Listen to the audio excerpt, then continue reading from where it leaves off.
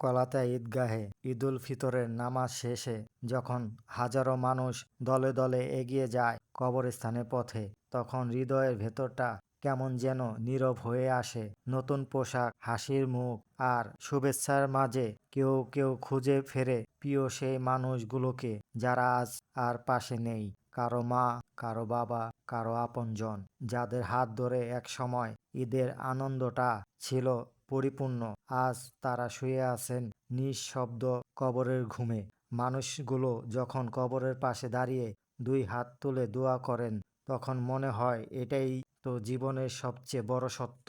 সব আনন্দ, সব ব্যস্ততা, সব স্বপ্ন একদিন থেমে যাবে এই নিঃশব্দ মাটির বুকে। কেউ কবরে মাটি ছুঁয়ে কাঁদে, কেউ চুপচাপ দাঁড়িয়ে আছে, কিন্তু সবার মনে একটাই অনুভূতি, ভালোবাসা কখনো শেষ হয় না। দূরত্ব শুধু শরীরের, হৃদয়ে নয়। আমরা যেন ভুলে না যাই আমাদের প্রিয়জনদের দোয়া করাই তাদের প্রতি সবচেয়ে বড় উপহার। তাদের স্মৃতিগুলোই আমাদের জীবনের সবচেয়ে মূল্যবান সম্পদ। আল্লাহ যেন সকল কবরবাসীকে জান্নাত নসিব করেন, আমিন। আর আমাদের সবাইকে সঠিক পথে চলার তৌফিক দান করেন, আমিন।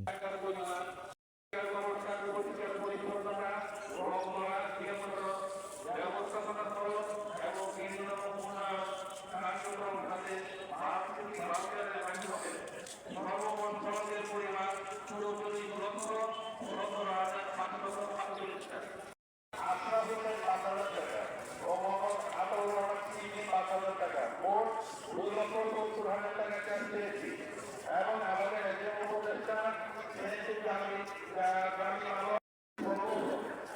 সম্মানিত উপস্থিতি এবং আমাদের সদস্য জনাব আনারুল আলম সাহেব ও আমাদের সমাজের গৌরব জনাব আনারুল সাহেব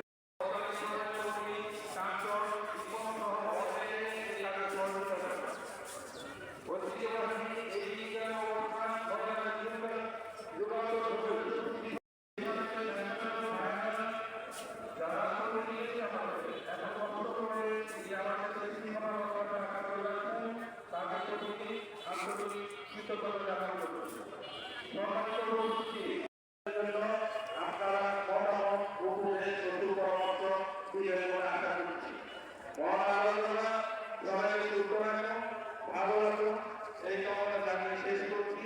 সবাইকে আমরা পেয়েছি শিল্পী পরিবার এবং শিল্পী চাচা শাহজাহান ওই ধ্রুব এবং একই বংশে বরং সহায়ক পরিবারের পক্ষ থেকে এবং 29 আমরা একই পরিবারের কাছ থেকে সবাই সহযোগিতা আমাদের একান্ত কাম্য। সম্মানিত অতিথিগণ, আপনারা হয়তো অবগত আছেন কিছুদিন পূর্বে মাননীয় এমপি আলহাজ আনোয়ারুল আলম সাহেবের প্রতিষ্ঠায় কবরস্থানের ভিতরে রাতে আলোকিত করার জন্য সোলার প্যানেল সৌর বিদ্যুতের ব্যবস্থা করা হয়েছে। আপনারা আসলে আরো খুশি হবেন যে কিছুদিন পূর্বে কমিটির আবেদনের পরিপ্রেক্ষিতে